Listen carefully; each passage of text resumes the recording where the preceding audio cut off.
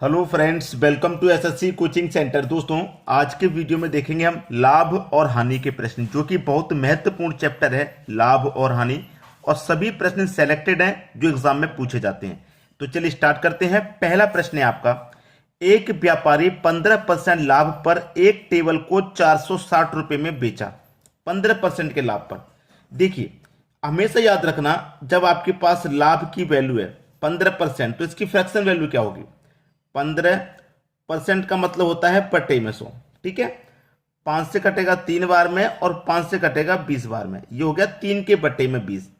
जब लाभ की बात रहती है तो नीचे में ऊपर को जोड़ के लिख देते हैं। तो 20 में जोड़ूंगा 3 तो कितना हो जाएगा 23, और बटे में कितना 20। याद रखना। और जब हानि रहेगा तो नीचे में ऊपर घटा के लिखते हैं, और लाभ रहेगा तो जोड़ के लिखते हैं। इतना कल क्लियर हो गया। फिर कह रहा है, और उसने एक दूसरी टेबल को 10% की हानि पर बेचा। पहले तो क्या करना है, कॉस्ट प्राइस निकाल लीजिए। कॉस्ट प्राइस, ठीक है। कॉस्ट प्राइस कैसे निकालेंगे? कॉस्ट प्राइस कैसे निकालेंगे? आपका जो सेलिंग प्राइस है वो कितना है? 460 रुपए में बेच रहे हैं हम। कितने बेच रहे हैं भाई? 15% के लाभ पर बेच रहे हैं 460 में। ठीक है। कॉस्ट प्राइस जब भी निकालते हैं, जब भी कॉस्ट प्राइस निकालते हैं, तो ये वाली जो हमारी वैल्यू है इसको पलट के गुना कर दो।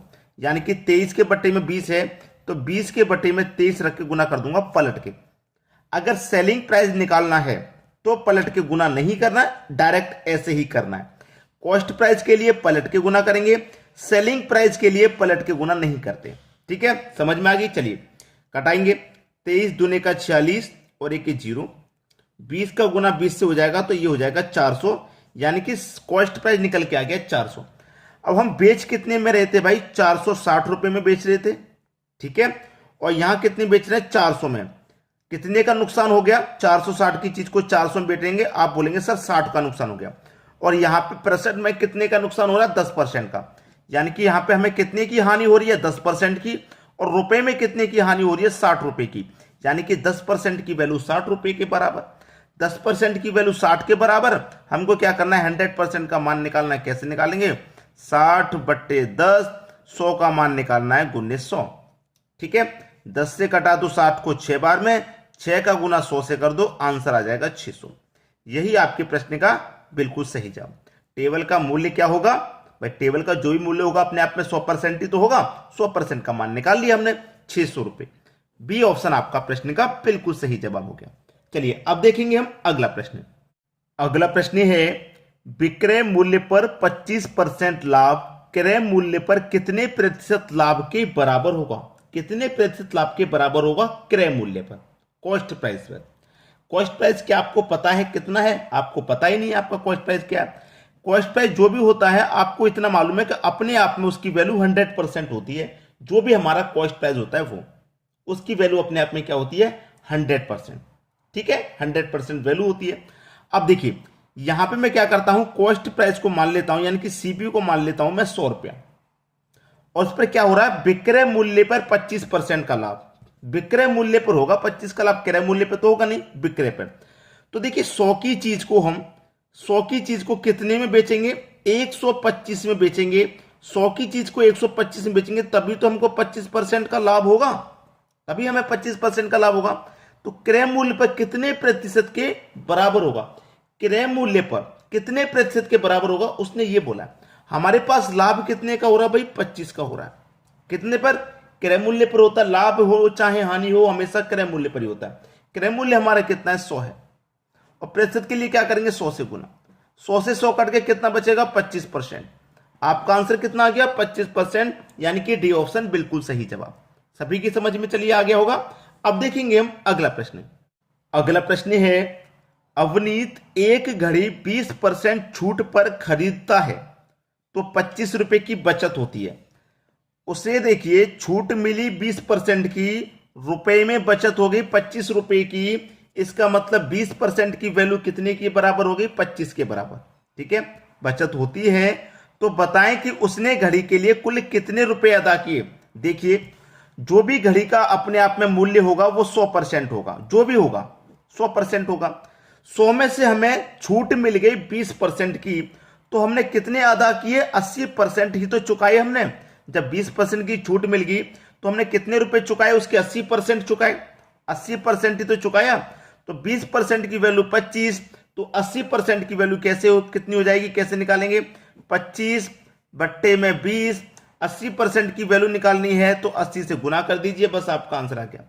20 का गुना 4 से कट जाएगा, ये 20 चौके 100 कट गया, और 25 का गुना 4 से कर दीजिए, आपका आंसर आ जाएगा 100। ठीक है, तो घड़ी के लिए कुल कितने रुपए अदा किए, 100 रुपए उसने अदा किए। यही आपका बिल्कुल सही जवाब है, यानी कि बी ऑप्शन बिल्कुल सही। क्लियर है, सभी की समझ में आसानी से आ गया होगा। अब देखेंगे हम अगला प्रश्न। अगला प्रश्न है, अभय ने 20% छूट पर एक रेडियो खरीदी। अभय ने, जो भी उसका मार्क प्राइस था, एमआरपी था, जो भी उसका एमआरपी था, उस एमआरपी पर उसने 20% की छूट पर 20% की छूट पर एक रेडियो खरीदी। ठीक है, एक रेडियो खरीदी तो ये उसका कॉस्ट प्राइस हो गया। ठीक है, फिर 15% लाभ पर 690 रुपए में उसने बेच लिया। ठीक है, बेच दिया 690 रुपए में 15 के लाभ पर, ये उसका कॉस्ट प्राइस है। फिर उसने क्या किया, अपने कॉस्ट प्राइस से उसको 15% का लाभ मिल रहा था, 15% का लाभ मिल रहा था, तो उसने क्या कर दिया, उसने उसको बेच दिया, सेल कर दिया। कितने में सेल किया, 690 रुपए में उसने बेच दिया, 690 में। तो पता है कि उस रेडियो का मूल्य क्या था, यानी कि क्रय मूल्य क्या था। तो क्रय मूल्य भैया कैसे निकालते हैं, ये देखिए 690 है, 690, चलिए 690 है, पहले मैं आपको समझा दूं, पहले के जैसे 20% की छूट हम निकाल लेते हैं, तो 20% का मतलब बट्टे में 100, 20 से कम 20 और 20 पंजे 100 कट गया। अब ये छूट है ना, तो घटा के लिखेंगे, 5 में से घटा देंगे 4 बट्टे 5, छूट को घटा के लिखते हैं और लाभ को जोड़ के लिखते हैं। जैसे इधर लाभ है ना 15% का, परसेंट का मतलब बट्टे में 100, 5 तिरिक का 15, 5 से कटेगा 20 बार में। अब ये लाभ है तो इसको जोड़ के लिखेंगे, यानी कि 20 में 3 जोड़ देंगे, 23 के बट्टे में 20 हो जाएगा। अब जब क्रय मूल्य निकालते तो मैंने क्या बोला, इसको पलट के गुना कर दो, पलट के गुना कर देंगे, 20 ऊपर आ जाएगा, बट्टे में 23 आ जाएगा। एक और वैल्यू है, इसको भी पलट के गुना कर देंगे, 5 ऊपर आ जाएगा, 4 नीचे, बस प्रश्न खत्म। 5 चौके 20 कट गया, 23 से 3 बार में 69 कट गया, एक ही जीरो। 30 का गुना 4 से कर दो 120, और 120 का गुना कर दूंगा मैं 5 से, देखिए क्लियर है, 4 से ये 5 बार में कटा, 4 बार में नहीं 5 बार में। अब कर दो 30 का गुना कर दो 5 से 150, 150 को गुना कर दो 5 से, ये हो जाएगा 750। ये आपका आंसर हो गया 750। ठीक है, बी ऑप्शन बिल्कुल सही। क्लियर सभी को। चलिए अब देखेंगे अगला प्रश्न। अगला प्रश्न है, इकबाल अपने वस्तु पर कितना मूल्य अंकित करे कि उस पर 6.1/4% छूट देकर बेचने के बाद भी उसे 5% का लाभ हो। कितने की छूट देकर, कितने की छूट देने की बात कर रहा है वो, 6.1/4% छूट देने की बात कर रहा है। तो इसका मान कितना हो जाएगा, 4 छिंग 24, 24 में जोड़ेंगे 25/4, 25/4% का साइन है, इसका मतलब भी बट्टे में 100 होता है। तो ऊपर 25, 100 का गुना 4 से हो जाएगा तो 400, 25 से कम 25 कटेगा। ठीक है, 25 से कम 25 कटेगा, और 25 से इसको मैं कटा दूंगा तो कितनी बार में कटेगा, 25 से कट जाएगा 16 बार में, तो 1/16। अब ये छूट की बात है तो घटा के लिखेंगे, तो 16 में से घटा देंगे 15/16। ठीक है, हमको क्या करना है, 5% का लाभ कमाना है। लाभ कितने का, 5% का लेना है। अब ये वैल्यू कितनी आ गई हमारी, 15/16।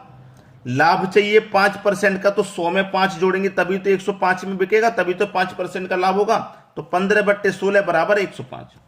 15 से कट जाए 105 7 बार में, 16 का गुना 7 से कर देंगे 112%।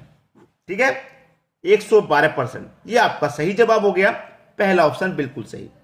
उम्मीद करूंगा कि सभी को प्रश्न आसानी से समझ में आ गया है, किसी को कोई परेशानी बिल्कुल भी नहीं होगी। ठीक है दोस्तों, वीडियो देखने के लिए आपका बहुत बहुत धन्यवाद।